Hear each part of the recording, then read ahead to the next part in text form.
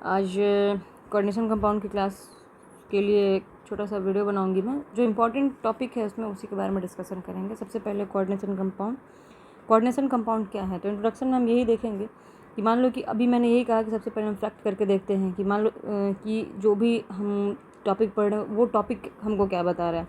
तो coordination compound का हम फैक्ट कर रहे हैं तो एक कोऑर्डिनेशन निकल के आ रहा है, कंपाउंड निकल के आ रहा है, यानी कि वो जो भी कंपाउंड है उनके बीच का जो कोऑर्डिनेशन है, उनके बीच का जो मेल है, जो बॉन्डिंग है, उसको समझना ही क्या होता है, कोऑर्डिनेशन कंपाउंड होता है। अगर ऐसे जनरल लाइफ की अगर हम बात करें तो प्लांट्स में कैसे क्लोरोफिल इंपॉर्टेंट होता है, उसके इंपॉर्टेंस को समझने के लिए हम कोऑर्डिनेशन कंपाउंड को यूज़ करते हैं। फिर अगर हम ब्लड की बात करते हैं, ह्यूमन ब्लड की बात करते हैं, तो वहाँ पे जो मैग्नीशियम है, मैग्नीशियम का क्या रोल है, इसको समझने के लिए हम किसका यूज़ करते हैं, कोऑर्डिनेशन कंपाउंड का यूज़ करते हैं। ठीक है। जो अगर हम किसी भी चीज़ को समझने के लिए उसके कोऑर्डिनेशन को देखते हैं तो जो हमारी अंडरस्टैंडिंग है ना वो बहुत ब्रॉड लेवल पे होती है, क्योंकि हम उसमें उसके फिजिकल प्रॉपर्टीज़ के बारे में बात करते हैं, उसके बॉन्डिंग नेचर के बारे में बात करते हैं। तो ये सब कुछ क्या होता है, कोऑर्डिनेशन ही होता है। तो उस कोऑर्डिनेशन से जो कंपाउंड बन रहा है वो कोऑर्डिनेशन कंपाउंड होता है। तो बेसिकली हमारा जो इंट्रोडक्शन होता है वो ये होता है कि मान लो कि A+B बन रहा है, A+B है, और उससे जो हमारा C बन रहा है, इनके बीच का गणित क्या है, इनके बीच का मैकेनिज्म क्या है, वही हमारा कोऑर्डिनेशन कंपाउंड। इनके बीच जो कोऑर्डिनेशन हो रहा है वो कैसे हो रहा है, दैट इज़ कोऑर्डिनेशन कंपाउंड। ये जो कंपाउंड बना है इनके बीच का, इसके बीच का कोऑर्डिनेशन क्या है, दैट इज़ कोऑर्डिनेशन कंपाउंड। ठीक है। अब देखते हैं तो ये जो कोऑर्डिनेशन कंपाउंड है वो दो तरीके से होते हैं, एक मॉलिक्यूलर होता है या एक एडिशनल होता है। एक होता है मॉलिक्यूलर, इसी को हम क्या कह सकते हैं, या एडिशनल या एडिशन कंपाउंड। ठीक है।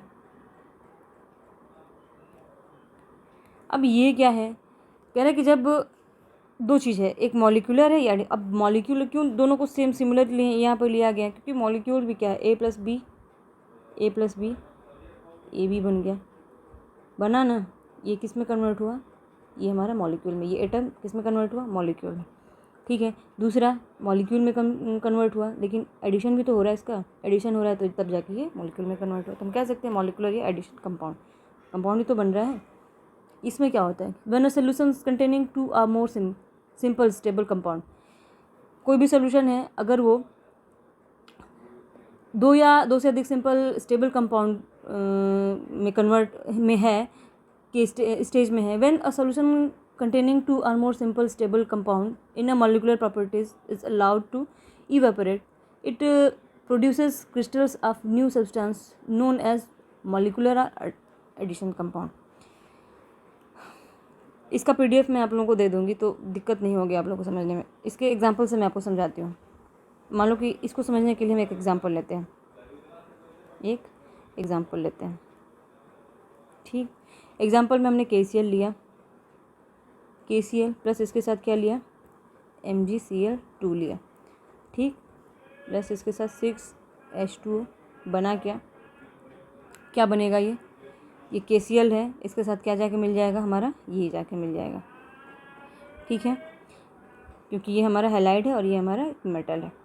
ठीक है। इसके साथ ये जाके मिले MgX, RMgX, इससे पहले हम इसके रिएक्शन को पढ़ चुके हैं, तो रिएक्शन विद मेटल वाले में। ठीक है। तो ये आके ये मिल जाएगा इसके साथ, तो ये बनेगा क्या हमारा, टोटल अगर हम इसके साथ देखें और वाटर है तो ये बनेगा क्या हमारा, ये हमारा बन जाएगा KCl MgCl2 इंटू 6H2O बना। ठीक। ये हमारा ये जो है उसको हम क्या कहते हैं, कैमेलाइट बोलते हैं। ये जो हमारा प्रोडक्ट बना है उसको हम बोलते हैं कैमेलाइट। ठीक। कैमेलाइट बना किससे बना, पोटेशियम क्लोराइड, मैग्नीशियम क्लोराइड और वाटर, इनको जब मिक्स किया तो हमारा ये कैमेलाइट बना। ठीक। जो कि अभी इधर ऊपर बोला गया है कि when a solution containing two or more simple stable compounds, potassium chloride, magnesium chloride, ये दोनों क्या है, स्टेबल कंपाउंड। ठीक है। तो इस तरीके से जब प्रोडक्ट बनता है हमारा, इस तरह से जब कोई चीज़ बनता है तो उसको हम क्या कहते हैं, मॉलिक्यूलर या एडिशनल कंपाउंड। इसका दूसरा एग्जाम्पल एक देखते हैं हम, दूसरा एग्जांपल, मान लो कि एक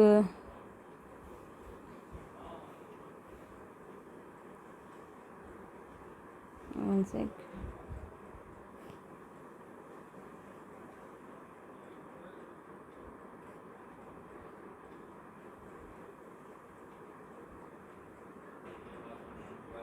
दूसरा एग्जांपल लेते हैं कॉपर सल्फेट का, CuSO4 प्लस इसके साथ एक और स्टेबल मॉलिक्यूल मिलाते हैं, क्या, अमोनियम का, NH3। क्या बनेगा इसका, ये बन जाएगा CuNH3 4, ये हमारा SO4।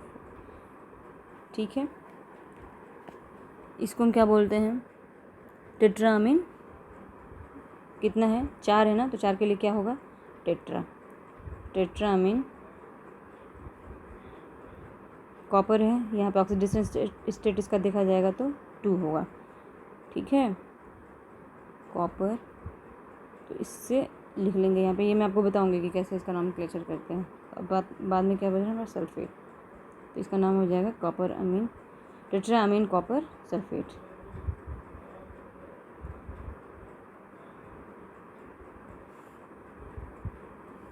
ठीक है,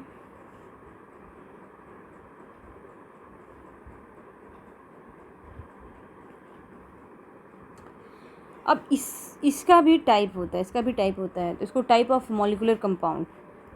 अब ये जो एडिशन या मॉलिक्यूलर कंपाउंड है, इसके टाइप्स देखते हैं, टाइप्स ऑफ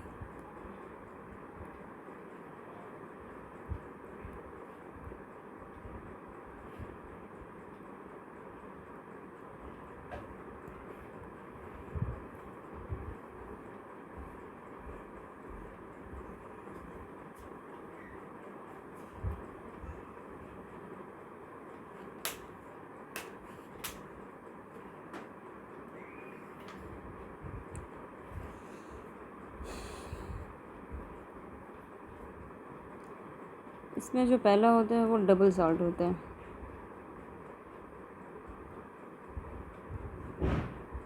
या डबल सॉल्ट होता है। जो दूसरा होता है वो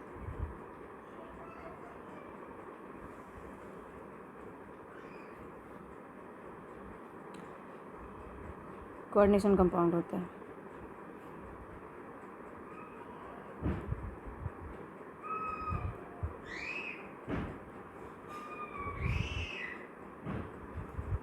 ठीक, पहले देखते हैं कि डबल सॉल्ट क्या होता है।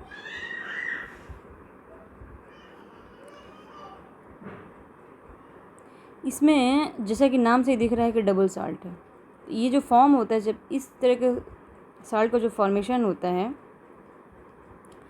ये 2 डिफरेंट तरीके के सॉल्ट्स के कॉम्बिनेशन से बनता है। लेकिन ये 2 ठे ये कंबाइन होते हैं, जो डबल सॉल्ट होते हैं वो कंबाइन होते हैं किसकी वजह से, 2 डिफरेंट सॉल्ट्स की वजह से। मान लो कि 2 डिफरेंट सॉल्ट्स, मान लो कि एक सॉल्ट S1 हो गया और प्लस एक S2 हो गया, 2 डिफरेंट हैं, इनके कॉम्बिनेशन से जो एक सॉल्ट बनता है, तीसरा सॉल्ट बनता है, उसको हम क्या कहते हैं, डबल सॉल्ट कहते हैं। अच्छा, जो S1 और S2 है, 2 अलग अलग तरीके के, जो डिफरेंट तरीके के सॉल्ट्स हैं, वो क्या होता है ना, crystallise as a single substance. अब ये दोनों मिल के ऐसे बनते, भाई दोनों मिलेंगे और ऐसे बनते जैसे कि वो एक सिंगल, क्या है, एक सिंगल क्रिस्टलाइन सॉल्ट है। ठीक है, इस तरीके से ये मिलते हैं। लेकिन आयनाइज एज 2 डिस्टिंक्ट सॉल्ट्स, लेकिन जब इनको तोड़ा जाता है, जब इनको तोड़ा जाएगा तो क्या, 2 अलग अलग आयनाइजेशन इनका दोनों का अलग अलग होगा, 2 अलग अलग तरीके से क्या होंगे, आयनाइज होंगे। अच्छा, जब टूटता है तो कब टूटता है, जब इसको हम कहाँ डिज़ोल्व करेंगे, व्हेन डिज़ोल्व इन वाटर। इस बात का ध्यान रखेंगे।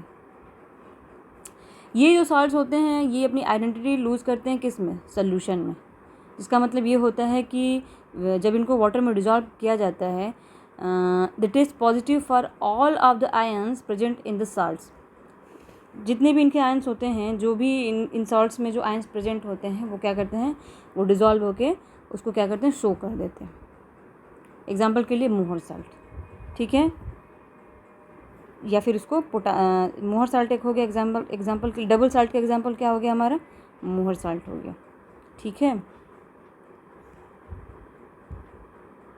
और दूसरा हमारा क्या हो जाएगा, पोटास एलम। ये हमारे इस डबल साल्ट के एग्जाम्पल्स हैं। ठीक, अब इसका अगर हम एग्ज़ाम्पल लें जैसे कि रिएक्शन के हिसाब से, तो मोहर साल्ट को ही लेते हैं। मोहर साल्ट क्या होता है हमारा, कई बार मैंने बताया है, डबल साल्ट ही है। तो क्या होता है, फेरस अमोनियम सल्फेट, या अमोनियम फेरस सल्फेट भी कई जगह लिखा होता है। तो ये हमारा हो गया FeSO4 और NH4 का ट्वाइस। ठीक है, SO4 और 6H2। ठीक है, अब ये टूटता है जब एनाइज होता है तो कैसे टूटता है, ये हो जाएगा Fe2 plus aqueous plus 6H2O plus बचा इधर 2 है ना ये, तो ये हो जाएगा 2NH4 प्लस ये भी एक्वस में है और प्लस 2SO4 2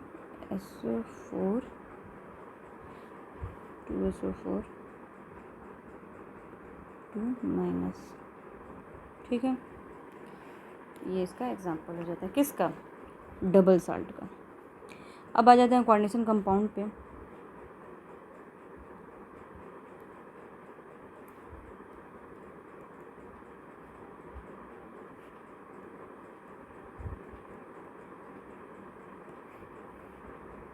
ये क्या होता है,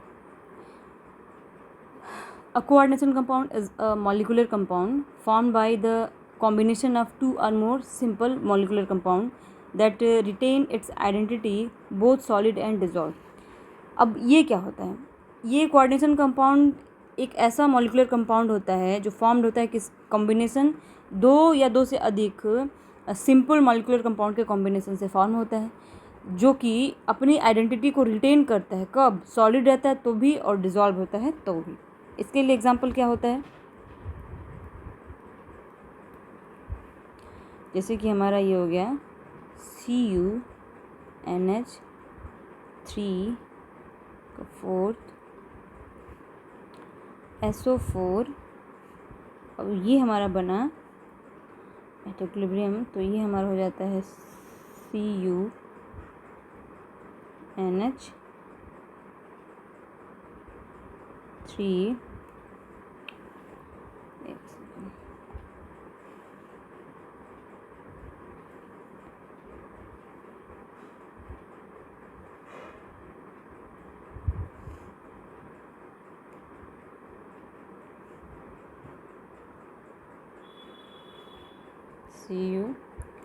CuNH3 का 4th, इसका oxidation state 2 plus.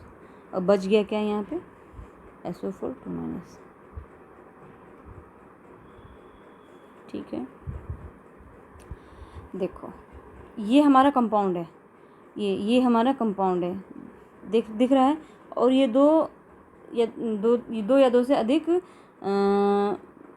Molecular compound से मिलकर बना है। और ये एकदम लग रहा है कि कोई बना, जब इनके एडिशन से ये बना है तो ये हमारा एक कंपाउंड बना।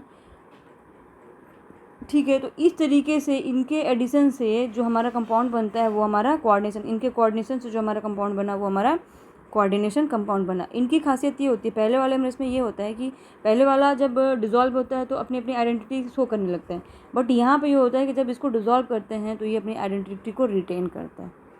ठीक है, फॉर एग्जांपल के लिए ये हमारा हो गया।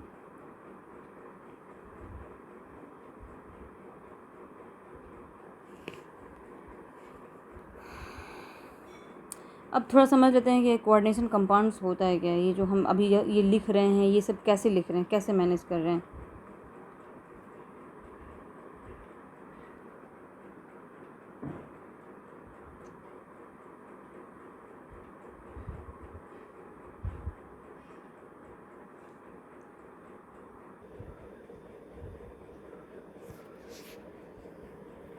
शायद ये मेरी आवाज़ चली गई थी, एक बार हम फिर से देख लेते हैं जो मैं लिख रही हूँ।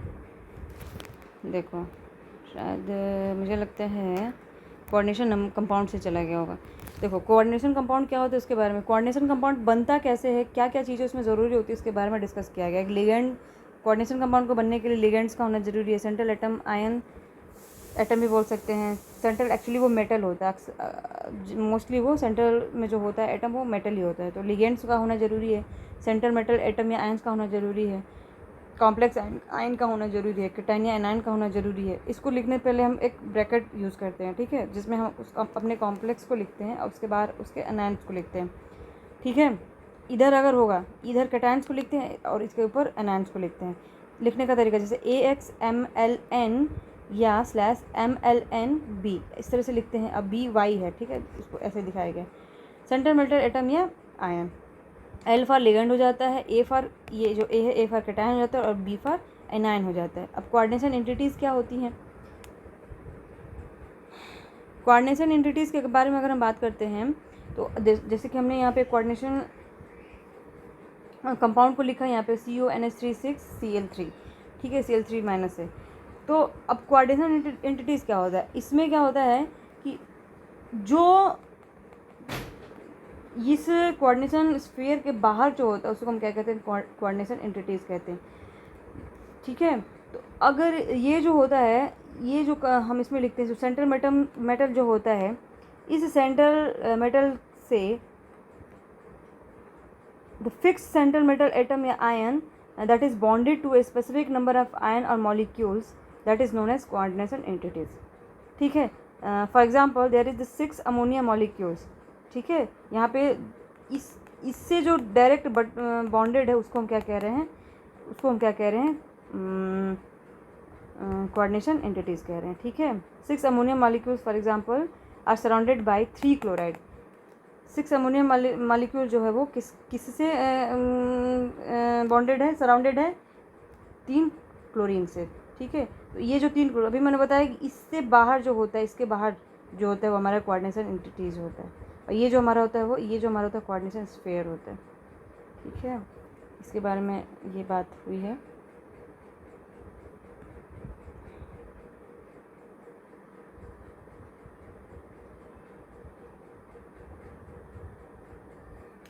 फिर कोऑर्डिनेशन नंबर के बारे में बात हुई है, मेरी आवाज़ सह नहीं गई है। कोऑर्डिनेशन नंबर वो होता है कि सेंट्रल मेटल से डायरेक्टली जो अटैच्ड लिगेंड्स होते हैं तो वो number of atom what is present in that particular ligands are coordination number of that coordination compound. यानी कि यहाँ पे हमने लिखा K4FeCN6, तो यहाँ पे Fe से डायरेक्टली बॉन्डेड क्या है, साइनाइड है, और साइनाइड इस लिगेंड का नंबर कितना है, 6 है, तो इसका कोऑर्डिनेशन नंबर कितना हो जाएगा, 6 हो जाएगा। फिर यहाँ पे सिल्वर है, सिल्वर के साथ CN2, यानी कि जो लिगेंड्स है वो कितना है, इस सेंट्रल मेटल के साथ सेंट्रल मेटल एटम के साथ जुड़ा हुआ जो लिगेंड है वो कितना है, 2 है। इस वजह से इसका इस पूरे कोऑर्डिनेशन कंपाउंड का जो कोऑर्डिनेशन नंबर होगा वो क्या हो जाएगा, 2 हो जाएगा। इसी तरीके से इसमें कितना अमोनिया कितना है, लेकिन इसमें थोड़ा सा डिफरेंस है, क्या है, क्योंकि यहाँ पे 2 लिगेंड्स हैं, इस प्लेटिनम को देने के लिए यहाँ पे 2 हैं, तो एक अमोनिया कितना है, 2 है, क्लोरीन कितना है, क्लोराइड आयन कितना है, 2 है। तो ये 2 एटम्स ये भी तो डायरेक्ट इसके साथ अटैच हैं, इस वजह से 2 और 2 मिला के इसका कोऑर्डिनेशन नंबर 4 हो जाएगा, ठीक है। अब आता है हमारा कोऑर्डिनेशन स्फीयर। तो एक जो square bracket surrounded the central metal atom, इतना ज़्यादा इसको इन्हांस करने की जरूरत नहीं है। ये जो हमारा स्क्वायर ब्रैकेट है that is the coordination sphere, ठीक है। अब आगे बढ़ते हैं।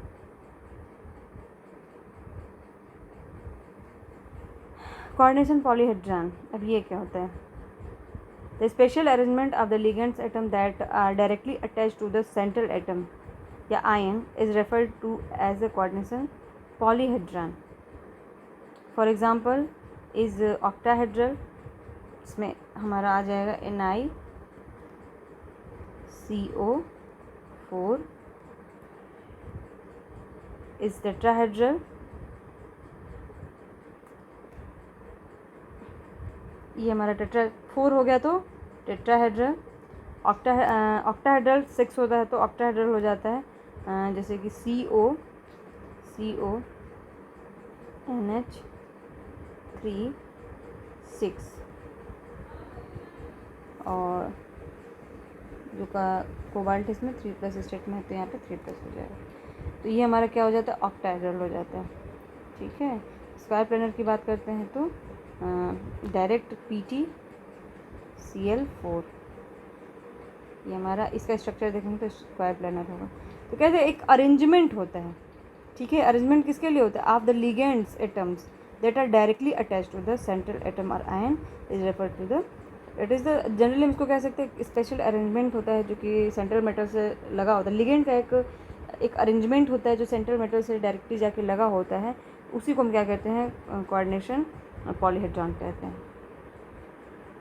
अच्छा, अब थोड़ा सा देख लेते हैं कि कैसे हम इसका ऑक्सीडेशन नंबर निकालते हैं। ठीक है, ऑक्सीडेशन नंबर कैसे निकालते हैं इसके बारे में देख लेते हैं। वहाँ तो एक डायरेक्ट फिनोमिना था जिसको हमने समझा, अब इसको निकालने का क्या तरीका होता है अभी हम इसको देख लेते हैं। मान लो कि हमने ले लिया एग्जाम्पल पे क्या,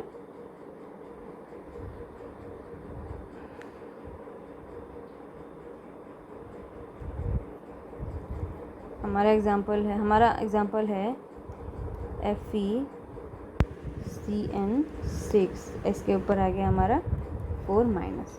इसका निकालने के लिए तो पहले देखेंगे चार्ज क्या है इस पूरे, इस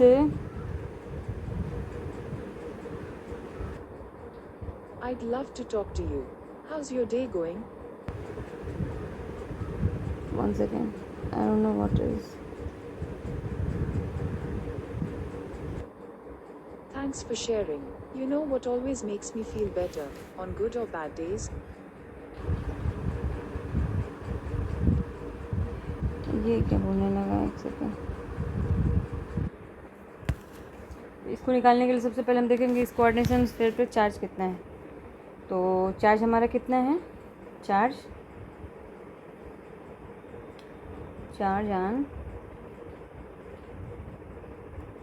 on the complex ion is -4। ठीक है, तो यहाँ पे एक चीज़ देखेंगे, लेट चार्ज, ये चार्ज किसके लिए है, Fe के लिए मानते हैं। ठीक है, लेट चार्ज बी Fe के लिए, अब ये तो मान लो कि इसके ऊपर चार्ज है, मान लो कि Fe के लिए हम x मान के चल रहे हैं, चार्ज ऑन x, जैसा कि हम जनरली निकालते हैं ऑक्सीडेशन नंबर, तो इसमें हम क्या करते हैं, Fe के लिए निकालना है तो इसको हम x मानेंगे, on Fe is equal to x। ठीक, साइनाइड के लिए जो चार्ज होता है वो कितना होता है, -1 होता है। अब इसको निकालेंगे, क्या निकलेगा, x प्लस ये कितना है, इसके साथ 6 के साथ मल्टीप्लाई करेंगे तो 6 ही हो जाएगा ये, तो 6 × -1 इज इक्वल टू -4। तो ये हो जाएगा x, इसमें से माइनस हो जाएगा तो x इज इक्वल टू +2।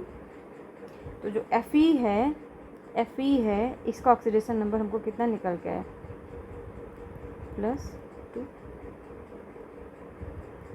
ठीक,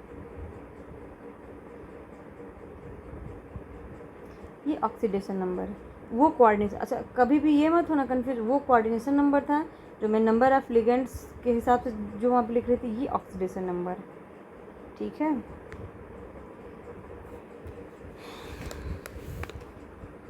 ये ऑक्सीडेशन नंबर है, और फिलहाल के लिए यही इम्पोर्टेंट है कि ऑक्सीडेशन नंबर कैसे निकाला जाए। इसमें अगर हम कुछ और देखें जो बताने वाली चीज़ है, अब आता है नॉमेनक्लेचर की बात आती है। तो नॉमेनक्लेचर कैसे निकालते हैं, उससे पहले आता है आपका homoleptic and heteroleptic. Homoleptic compounds are those in which the central atom is coordinate with the only one type of ligand. ठीक है, जैसे कि CONH3, इसमें सिर्फ एक ही टाइप का लिगेंड है, NH3। फिर उधर एक और एग्जांपल मैंने लिखा था जिसका 4 कोऑर्डिनेशन नंबर आ रहा था, ऊपर था, ये था जिसका 4 कोऑर्डिनेशन नंबर आ रहा था, ये क्या है हमारा, हेट्रोलैप्टिक है। ठीक है, ये हमारा होमोलैप्टिक क्योंकि यहाँ पे सिर्फ एक है, ये हमारा हेट्रोलैप्टिक क्योंकि यहाँ पे 2 है।